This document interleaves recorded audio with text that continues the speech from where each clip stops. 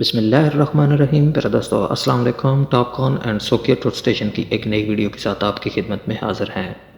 ہم نے اپنی پچھلی ویڈیو میں کمپیوٹر کے اندر سوکیا اسپیکٹرم لنک کو انسٹال کرنے کے بعد اس سافٹ ویئر کے اندر ٹروت اسٹیشن سے ایکسپورٹ کیا ہوا ڈیٹا STR فارمیٹ کی فائل کو اوپن کیا تھا۔ CHK کے نام سے SDR فائل میری ڈیسک ٹاپ پر پڑی ہوئی ہے۔ دوبارہ سے میں اپنی اس فائل کو اوپن کرنے کے بعد آج کی اس ویڈیو میں ہم سیکھیں گے کہ STR فائل کو AutoCAD سافٹ ویئر کے اندر کس طریقے سے اوپن کیا جاتا ہے۔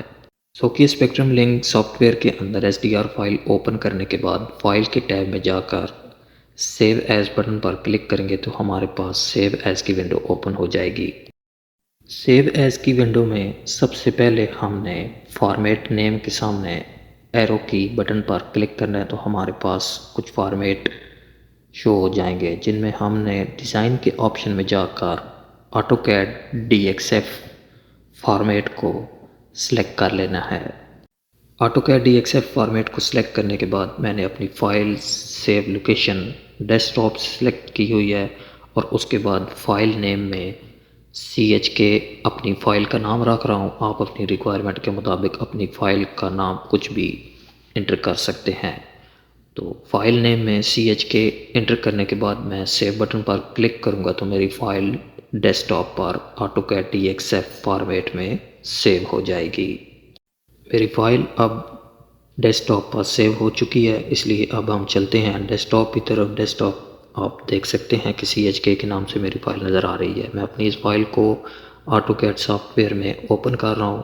AutoCAD سافٹ ویئر کے اندر میری فائل اوپن ہو چکی ہے لیکن نظر نہیں آ رہی، اس لیے کمانڈ بار میں Z انٹر کروں گا اور اس کے بعد E انٹر کروں گا تو میری ڈرائنگ کے اندر تمام ڈیٹا زوم ہو کر میرے سامنے شو ہو جائے گا۔ میرے تمام پوائنٹس مجھے ایزیلی نظر آ رہے ہیں، لیکن ان تمام پوائنٹس کی لوکیشن پہ پوائنٹ شو ہو رہا ہے، اس لیے میں سب سے پہلے اس پوائنٹ کو چینج کر لیتا ہوں۔